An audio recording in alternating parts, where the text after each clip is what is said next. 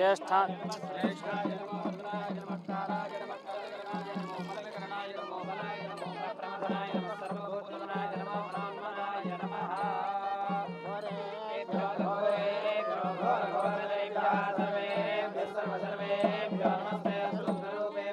धिक्रावुन्नोकारसन् विष्णोरस्वस्य वाजनः आदधिक्राश्यवसा पञ्चकृष्टे सूर्य इव ज्योतिषापस्तदाना सहस्रशा शतसा वाज्यर्वा वृणक्तुमध्वासमिमावजागुंसि ओम शुक्रमसि ज्योतिरसि तेजोसि देवोपस्वितोत्पुनात्तच्छिद्रेण पवित्रेण मदो सूर्यस्य रश्मिभिः घृतन्निष्पिबत्यायुर्वै घृतममृतको हिरण्यममृता देवायुर्यन्मधुनो मधव्यं परममन्नाद्यं वीर्यं तेनाहं मधुनो मधव्येन परमेनान्नाद्येन वीर्येण परमोन्नातो ओम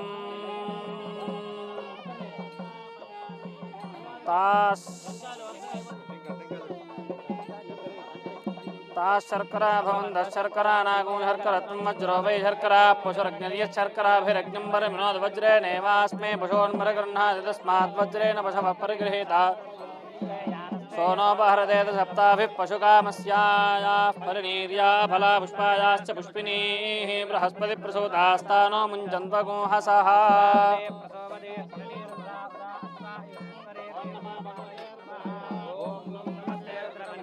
दैहवे नमः नमस्तेऽस्तु धन्मने बाहुव्यावदते नमः या देवी शिवतमा शवं बभूवते धनुः जुवासर्व्यायातवतया नो रुद्रमृणया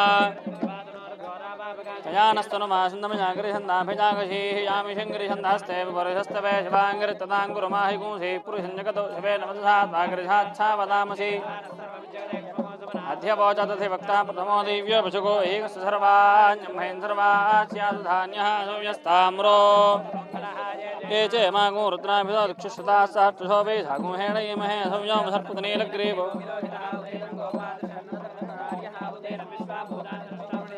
नमोऽस्तु नीलग्रीवाय सहस्राक्षाय मेढुषे थोयस्तु सत्त्वानो हन्देभ्यो करन्नमः प्रमुञ्जधन्वनस्तु मुभयोरात्म्योर्जाम्याश्रिते हस्ते अवदत्य धनस्तु मुधस्त्राक्षशते शुते ऋषिर्यल्यानामुखाजवोनस्वना भवा विज्यन्धनकपर्तुरमिशल्यो मानवागमुताने धन्यस्येषमस्ते बभूवदेतुनहोदयास्मान् विश्वदस्तमैक्मयावरभुजा नमस्ते स्वाय जायानादाय विष्णवे भाभ्यामुदते नमो बाहुभ्याम् आथो याश्वतिस्तवारेऽस्मिन्निदे हिकृड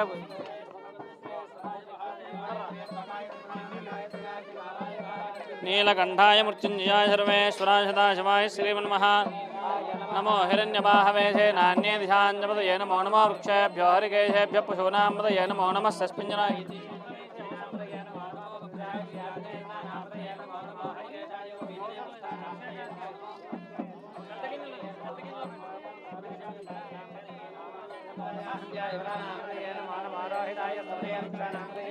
मन्त्रिणे वाणिजाय कक्षानां मदये नमो नमो भवन्तये वारिवस्कृतायोषधीनां मदये नमो नमो उच्चैर्घोषाय कर्णे नैवत्तीनां मदये नमो नमः कृष्णवीताय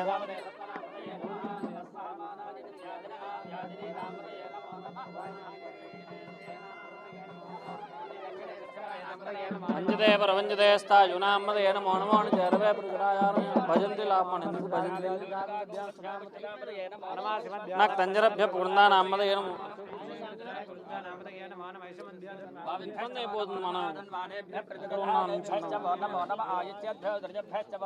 अस्यद्भ्यो विद्यद्भ्यश्च वो नमो नमः जानेभ्यश्च वो नमो नमः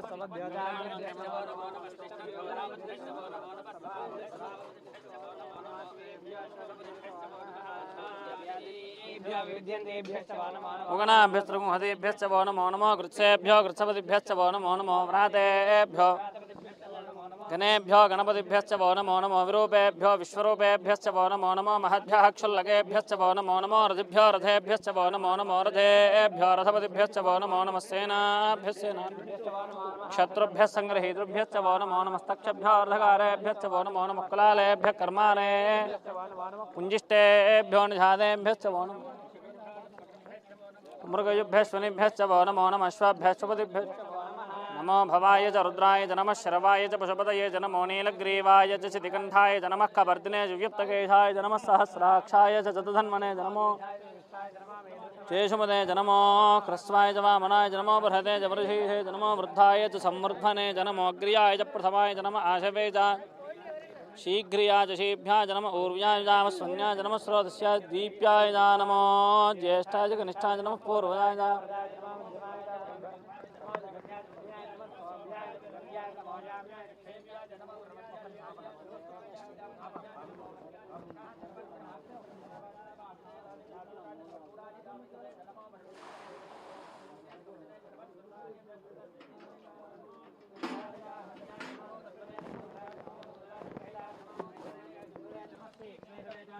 स्वायुधाय सन्मने जन्म श्रुत्याय च वत्स्याय नमः काट्याय च नीप्याय च नमः सूद्याय च रहस्याय नमो नाद्याय च वैहिन्दाय च नमः कूप्याय च वट्याय च नमो वर्ष्याय च ईद्रियाय च तप्याय च नमो वात्याय च रेश्म्याय च नमो वास्तव्याय च वास्तुपाय च नमः सोमाय च रुद्राय च नमस्ताम्राय च अरुणाय च नमः शङ्गाय च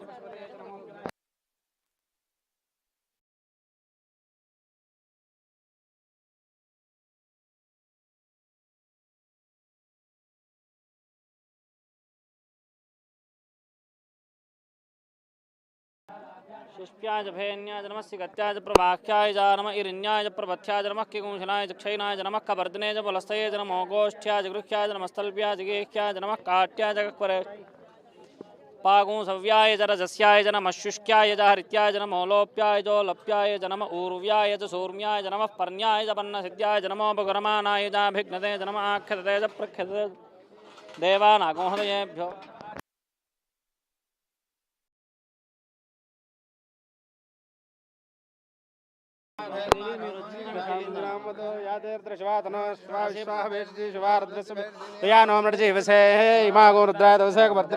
क्षेद्वीराय प्रभरामहे मतिं यथा नश्रमसद्भवदेतदश्वदेशंग्रामे अस्मिन्नादरम् यस्कृते क्षेद्वीराय नमसाविधेयं दे छन्दयाश्चमनुराय जय पितादश्यामदवरद्रप्रणीतो मानो महान्तमदमानोर्भगं मानोक्षन्तमदमानोक्षतं मानवधेः पुत्रं मातरं प्रियामानस्तन्व मानस्तोकेतने यमानायुषमानो गोषमानो अश्वेशैर्षः वीरान्मानोर्द्रभामितोऽवधेरविष्मन्दो नमसाविधेयं दे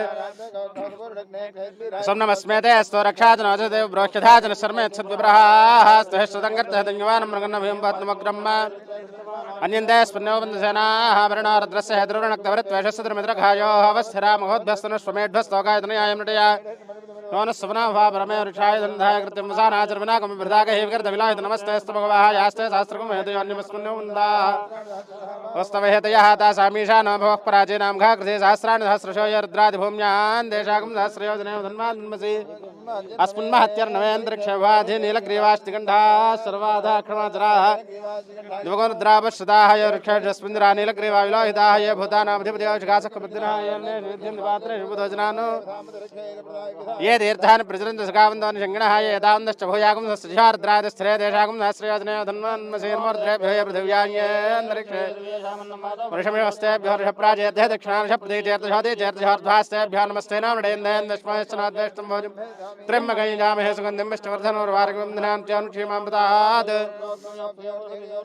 भुवनावेश तस्मै रुद्राय नमोऽस्तोतमुष्टहि स्वधन्वायोश्च सखेतभेर्जस्याक्ष्वामहे सोमनसायर्द्रनमो वृद्धे अयं मे हस्त भगवान् मे भगवत्रः अयं मे शुभेर्जोजं शुभाभिमर्शनः यदे सहस्रमे दम्बाशां च तान् यज्ञस्य मायया सर्वान् वै जामहं च वे स्वाहा ननाप्याय स्वानमार्द्राय विष्णवे मृत्युर्मे बाहि कामष्टमे सोमनश्चमे धन्यमे श्रेष्ठमे वसिष्ठमे धष्टमे भगष्टमे द्रोणिंजमे दाजमे धत्ताजमे क्षमष्टमे धृतिष्टमे श्वञ्जमे महष्टमे सोष्टमे बृहष्टमे सेरञ्जमे लेष्टमे ऋतञ्जमे मृतञ्जमे क्ष्मञ्जमे नामेष्टमे जीवारष्टमे दीर्घाय त्वञ्जमे नृतञ्जमे महेञ्जमे सुषाचमे सुदिनञ्जमे ओम शान्ति शान्ति शान्तिः।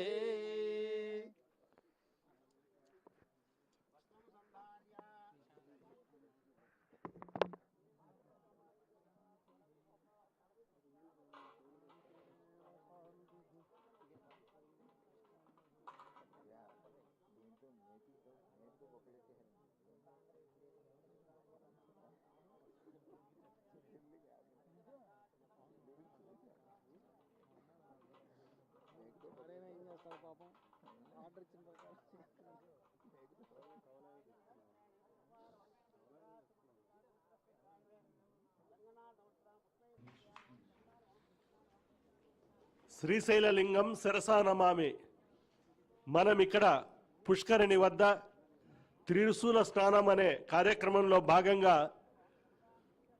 చండీశ్వరుడికి నిర్వహించిన అభిషేకాన్ని చూశాం. శుద్ధ జలం, పంచామృతాలు, నారికేళోదకం, విభూతి జలం, కుంకుమ జలం, గంధోదకం వీటన్నింటి ద్వారా ఆ చండీశ్వరుడికి చేసినటువంటి అభిషేకాన్ని చూశాం. ఇక ఈ చండీశ్వరుడు ఎవరు అనే విషయాన్ని గురించి మనం కాస్త పరిశీలిస్తే, పూర్వం చిదంబర క్షేత్రంలో యచ్చదత్తనుడు అనే ఒక పండితుడు ఉండేవాడు. ఆయనకు విచార శర్మ అనే కొడుకు ఉన్నాడు. ఆ కొడుకు వేదం నేర్చుకున్నాడు. వేదాన్ని చక్కగా సుస్వరంతో చదివేవాడు. ఎప్పుడూ కూడా స్వరం తప్పేవాడు కాదు. ఆయన ఆవులను అంటే గోవులను దేవతలుగా నమ్మినటువంటి పిల్లవాడు. ఒకరోజు గోవులను కాసే ఒక గోవుల కాపరి ఆవును కొడుతూ తీసుకువస్తున్నాడు. అది చూసిన విచార శర్మ మనసు బాధపడి, నేనే రేపటి నుంచి ఈ ఆవులను కాస్తాను, ఇక నీవు ఆవులను కాయవద్దు అని వెళ్ళగొట్టాడు. బ్రాహ్మణుడు, బ్రహ్మచారి, వేదం చదువుకున్నవాడు కదా, ఆవులను కాపాడితే మంచిదే కదా అని ఊళ్ళో ఉన్నంతా భావించారు. వాళ్ళందరూ కూడా ఆవుల వెనకాల ఆ పిల్లవాడిని పంపించసాగాడు. విచార శర్మ వేద మంత్రాలను చదువుకుంటూ వాటిని స్పృశించి వాటిని జాగ్రత్తగా కాపాడుతూ ఉండేవాడు. వేదంలోని కొన్ని పన్నాలకు కొన్ని శక్తులు ఉంటాయి. ఆవులను రక్షించడానికి ఆ పన్నాలను చదువుతూ వాటిని కాపాడేవారు. చండీశ్వరుడికి మంగళ నీరాజనాన్ని సమర్పిస్తూ ఉన్న సందర్భాన్ని మనం చూస్తూ ఉన్నాం. ఆవులు సంతోషించి ఆ పిల్లవాడు కూర్చున్న చోటికి వచ్చి మంచినీళ్లు తాగడానికి తెచ్చుకున్నటువంటి కుండలో పాలు విడిచి వెళ్తూ ఉండేవి. ఈ రకంగా ఇక్కడ అడవిలో పాలు జార విడిచినా ఆ గోవులు ఇంటికి చేరుకున్న తర్వాత రోజు ఇచ్చే పాల కంటే కూడా ఎక్కువ పాలను ఇంటి దగ్గర ఇస్తూ ఉండేవి. ఆ పిల్లవాడు ఆవులు ఎలాగూ పాలు విడిచిపోతున్నాయి కదా, ఒట్టినే కూర్చోవడం ఎందుకు అని ఆవులు విడిచిన పాలతో శివాభిషేకం చేయదలిచాడు. ఇసుకతో శివలింగాన్ని తయారు చేసుకొని రుద్రం చదువుతూ ఇసుకతో కట్టిన శివలింగానికి ఆ పాలతో అభిషేకం చేస్తూ ఉండేవాడు. ఈ సమయంలో రుద్రాన్ని పఠిస్తూ రుద్రాధ్యాయంతో అభిషేకం చేస్తూ ఉండేవారు. ఈ విధంగా ప్రతిరోజు జరుగుతూ ఉన్న సమయంలో ఒకరోజు అటు నుంచి ఒక వెర్రి పిల్లవాడు వెళ్తూ, ఈ పిల్లవాడేమిటి ఈ పాలన్నింటినీ కూడా ఇసుకలో పోసి వృధా చేస్తున్నాడు, ఇంకా ఇంటికి వెళ్ళి ఆవులు పాలిస్తాయో లేదో అని అనుకొని వెళ్ళి ఆ విచార శర్మ తండ్రికి తెలియజేశాడు. దీనితో విచార శర్మ తండ్రికి కోపం వచ్చింది. రేపు నేను చూస్తాను నా కుమారుడి కథ అని చెప్పుకొని మరుసటి రోజు కొడుకు కన్నా ముందే బయలుదేరి అడవికి చేరి ఆవులు మేసే చోట చెట్టెక్కి కూర్చున్నాడు. అందులో అడవులు కదా, క్రూరముగాలు ఉంటాయి అనుకొని వాటి నుంచి రక్షించుకోవడం కోసం ఆ యాచ్ఛదత్తనుడు గొడ్డలిని కూడా తనతో తెచ్చుకొని చెట్టెక్కి కూర్చున్నాడు. కాసేపటికి ఆవులను తోలుకొని అక్కడ ఆవులను విడిచిపెట్టాడు విచార శర్మ. అదో అక్షతలను వేస్తూ ఆశీర్వచన కార్యక్రమాన్ని అర్చక వరేణ్యులు చండీశ్వర పూజా కార్యక్రమం అయిపోయింది. త్రిశూల స్నానం జరగబోతూ ఉంటే మనం ఆ చండీశ్వరుణ్ణి గురించినటువంటి విషయాలు చెప్పుకుంటూ ఉన్నాం. సైకత లింగాన్ని తయారు చేసుకుని ఆ ఆవులు జారవిడిచినటువంటి పాలతో అభిషేకం చేస్తూ ఉంటే ఆ యాచ్ఛదత్తనుడు తన కుమారుడు నిజంగానే పాలను ఇసుకలో పోస్తున్నాడు అని భ్రమించాడు. ఆ చెట్టు నుంచి దిగి వచ్చి ఆ కుమారుడిని వీపు మీద కొట్టాడు. అయినా కానీ ఆయన ఆ శివాభిషేకంలో తన్మయత్వంలో ఉన్నటువంటి కుమారుడు పట్టించుకోలేదు. దీనితో ఆ పండితుడు ఆ ఇసుక శివలింగాన్ని కాలితో తన్నాడు. దీనితో కోపోద్రిక్తుడైనటువంటి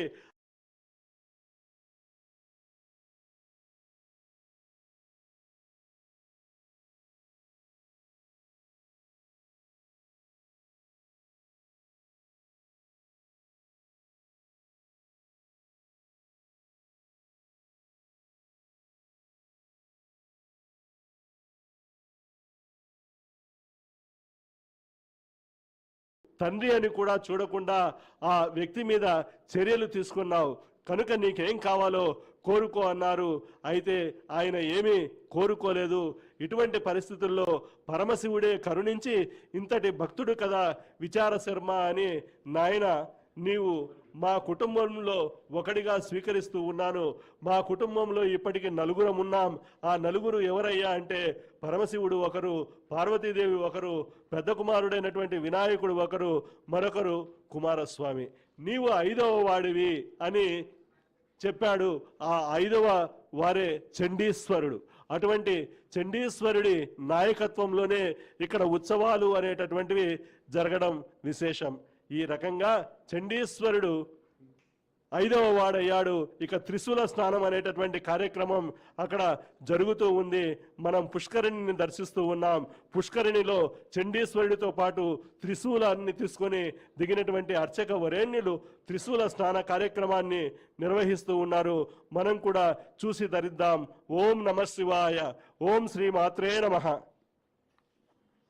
ఓం త్రిశూలనాథాయ నమః శివాయ. చక్కగా త్రిశూల స్నానం, అదిగో అద్భుతమైనటువంటి పుష్కరిణిలో సాగుతున్నటువంటి శుభక్షణాలు. 10 దినముల పాటిగా నవాహ్నిక దీక్షతో సాగినటువంటి శ్రేష్టమైన మహాశివరాత్రి బ్రహ్మోత్సవాలు ఈ శ్రేష్టమైనటువంటి త్రిశూల స్నాన విశేషంతో సంపన్నమైంది. ఉత్సవం అంటేనే చాలా గొప్పదైనటువంటి సంతోషాన్ని కలిగించేది అని అర్థం. ఉత్సూయంతే హర్షం. కాబట్టే మహాశివరాత్రి బ్రహ్మోత్సవాలు అని, మహాశివరాత్రిని ఆధారం చేసుకొని సాగినటువంటి చాలా పెద్దదైనటువంటి ఆనందాన్ని కలిగించే ఉత్సవం. అదిగో శ్రేష్టమైనటువంటి ఆ ఉత్సవంలో త్రిశూల స్నాన విశేషాన్ని రజత కుంభంతో అద్భుతమైనటువంటి రీతితో సమస్తమైనటువంటి అర్చకులు అదిగో సాగిస్తూ ఉన్నటువంటి శ్రేష్టమైనటువంటి త్రిశూల స్నానం. ఇక్కడ అంటారు, ఓం నమ సోమాయ చ రుద్రాయ చ నమ శివాయ చ శివతరాయ చ అంటూ అద్భుతమైనటువంటి ఆ స్వామివారి యొక్క అనువాకాలతో కూడినటువంటి ఆ పంచాక్షరీ మంత్రపూర్వకంగా ఇక్కడ త్రిశూల స్నానాన్ని చేయిస్తారు. ఇదంతా కూడా యజుర్వేదంలో చక్కగా చెప్పబడుతుంది. కాబట్టి అన్ని విద్యల్లో యజుర్వేదం చాలా గొప్పది.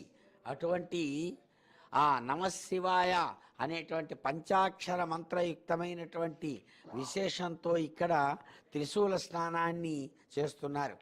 గొప్పదైనటువంటి యజ్ఞం ఇక్కడ పరిపూర్ణైనట్లుగా యజ్ఞ నిర్వహణ సందర్భంలో చిట్ట చివరగా చేసేటువంటి ఈ కార్యం యజ్ఞం పరిపూర్ణమైందనడానికి గుర్తుగా యజమాని అవభృత స్నానం అనేటువంటి పేరుతో అవభృత స్నానం చేస్తారు. అలాగే బ్రహ్మోత్సవాలలో 10వ రోజున యాగ పూర్ణాహుతి అయిన వెంటనే ఇదిగో మనం చూస్తున్నాం ఈ త్రిశూల పుష్కరిణిగా శ్రేష్టమైనటువంటి పుష్కరిణిలో అద్భుతమైనటువంటి త్రిశూల స్నానాన్ని అంతవరకు కూడా కలశాలను ఉంచి కలశాలలో మంత్రజలాలతో ఆయా దేవతలను ఆహ్వానించి చేసినటువంటి ఆరాధనా విశేషం పూర్తి చేసి కలశ ఉద్వాసనలను జరిపినటువంటి వారై ఆ తర్వాత త్రిశూల స్నానాన్ని జరిపిస్తారు. ఇదంతా కూడా మనం శ్రీశైల టీవీ ద్వారా కనులారా అనేక మంది భక్తవరేణ్యులు నేరుగా దర్శించారు.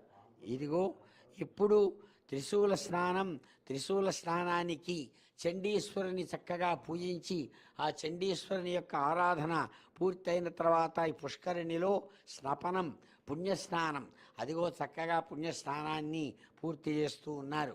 పుణ్యస్నాన విశేష ఫలం సమస్త ప్రాణులకు కలగాలని, చక్కగా పంటలు పండాలని, చక్కగా అన్ని విధాలైనటువంటి విఘ్నాలు తొలగి ఉండాలని ఆ నమశివాయ మహామంత్రంతో అద్భుతమైన రీతితో పూర్తి చేస్తారు. శతరుద్రియం అనబడేటువంటి అద్భుతమైనటువంటి వేదమంత్ర భాగం చక్కగా 11 అనువాకాలతో దీన్ని పూర్తి చేస్తుంది.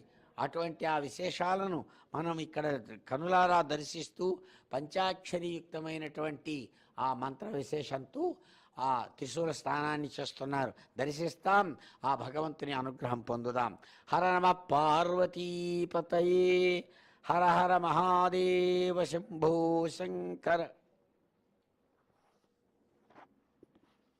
మహోత్సవాలకు పర్యవేక్షకుడు చండీశ్వరుడు కాబట్టి చండీశ్వరుని యొక్క పూజను చేసి ఆ చండీశ్వరుడికి స్నానం చేస్తున్నారు రజతగల సంచేత.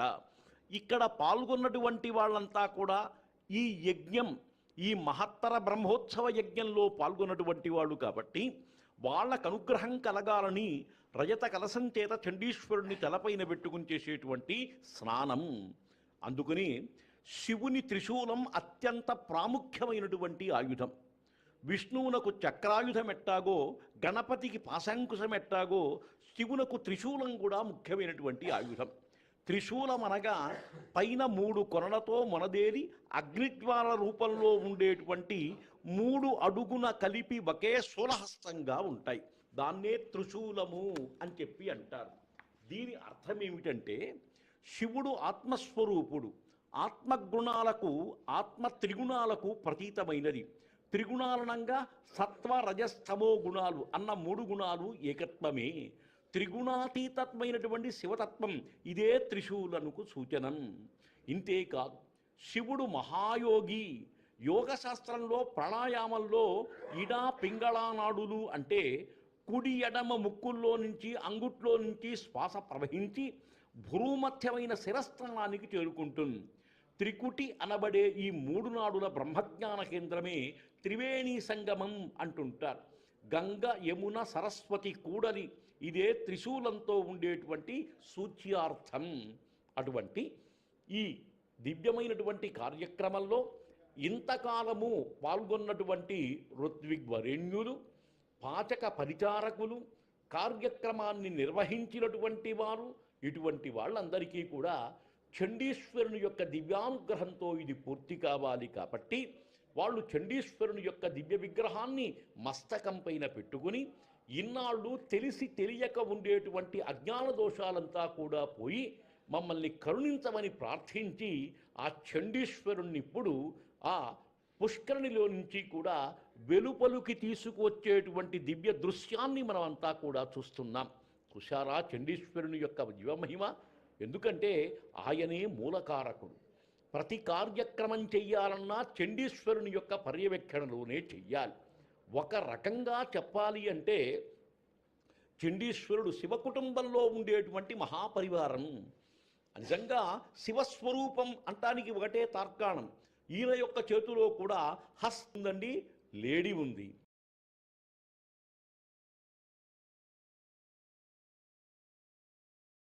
ఇటుపక్క ఆయుధం ఉంది. పరశు కలిగిన వాడై పూర్వజన్మ సంస్కృతి చేత జన్మించినటువంటి వాడై శివ కుటుంబంలో ఒకడైనాడు.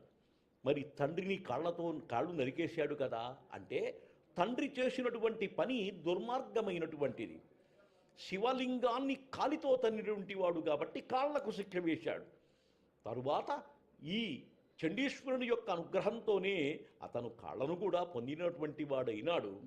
శిక్ష వేయందే రక్ష రాదండి. ఎప్పుడైనా సరే ప్రతి కార్యక్రమానికి శిక్ష ఉంటుంది. అది వాడు చేసేటువంటి దుష్కార్యక్రమాన్ని అనుసరించి. కొంతమందికి ఇక మరణశిక్షే. ఎందుకంటే వాడు చేసినటువంటి పనికి ప్రతికృతి ఉండదు. కొంచెం చిన్న తప్పు చేశాడనుకోండి, కొంత మాత్రమే శిక్షించి వదిలేస్తాడు.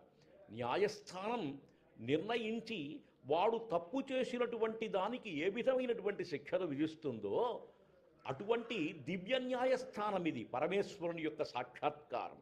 అటువంటి సాక్షాత్కారంలో తెలిసి చెయ్యటం ఒకటి, తెలియక చెయ్యటం ఒకటి. ఎవరో చెబితే తెలియచేసేది ఒకటి. అందుకని తెలుసుకుని చెయ్యాలి. మరి తెలుసుకోవాలంటే ఏం చేయాలి? తెలిసిన వాళ్ళ దగ్గరకు వెళ్ళాలి. అదే శాస్త్రం అని చెప్పి అంటుంటారు. శాస్త్రాన్ని అనుసరించి కర్మలు చెయ్యాలి, అంతేగాని మన పక్కన చేయటం కూడా లేదు. అందుకనే శాస్త్రావగాహనం ఉండాలి. అందుకనే పండితులండి, వేదవిధులు. వేదమే ప్రమాణం. ఆ ప్రమాణం తస్మాత్ శాస్త్రం ప్రమాణం తే కార్యాకార్య విచక్షణే. కార్యాకార్యముల యందు విచక్షణ కావాలి. దానికి ఏంటండి? తస్మాత్ శాస్త్రం ప్రమాణంతే. ఆ శాస్త్రమే దానికి ప్రమాణభూతమవుతుంది. అదుగో బయటకు వచ్చినటువంటి అర్చక వరిణ్యులంతా కూడా లోపల చండీశ్వరుణ్ణి మళ్ళా అలంకరిస్తున్నారు. బయటకు వచ్చినటువంటి వాణ్ణి మరి తప్పకుండా పునఃపూజ చెయ్యాలి. పునఃపూజ చేసిన తర్వాతే కార్యక్రమం ప్రారంభించాలి. అందుకని స్నానం అంటారు. స్నానం అయిపోయిన తర్వాత ఆ చేసేటువంటి చక్కగా అంటే స్వామిని తుడవటం అనేటువంటి కార్యక్రమం చెయ్యాలి, మళ్ళీ అర్చించడం చెయ్యాలి. ఇవన్నీ కూడా ఒక మానవుడు తన యొక్క ఆరోగ్యం కోసం ఏ విధంగా చూస్తూ ఉంటాడో అదేవిధంగా కలియుగంలో మనం అర్చారూపంలో భగవంతుణ్ణి అర్చిస్తున్నాం. అంటే మన రూపమే భగవంతుని యొక్క రూపంగా ఏర్పడి విశిష్ట గుణముల చేత అతన్ని అలంకరించి చేసేటువంటి దివ్య కార్యక్రమాలు. అదుగో చండీశ్వరుడికి ఇచ్చేటువంటి దివ్యహారతి కార్యక్రమం, అది నాగహారతి. ఎందుకంటే శివ కుటుంబంలో ఉండేటువంటి వాడే కదండి. సర్పం అంటే మహా ఇష్టం పరమాత్మునికి. చేతులకు సర్పాలు, మెడలో సర్పాలు, కాళ్లకు సర్పాలు, ఒక రకంగా ఎక్కడ చూసినప్పటికీ కూడా సర్పమే అతనికి అలంకారం. అందుకనే భుజంగభూషణుడు అని చెప్పి అంటుంటారు. శివునికి ఏ అలంకారం ఉన్నా లేకపోయినా సర్పాలంకారం మటుకు తప్పకుండా ఉండాలి. ఎందుకంటే ఆ పాము బుసలు కొడుతుంటేనే ఇదికి ఆనందం ఉంటుంది ఎప్పుడైనా సరే. అటువంటి దివ్య శోభలతో వెలిగెళ్ళేటువంటి ఈ కార్యక్రమాన్ని మనమంతా కూడా చూస్తున్నాం.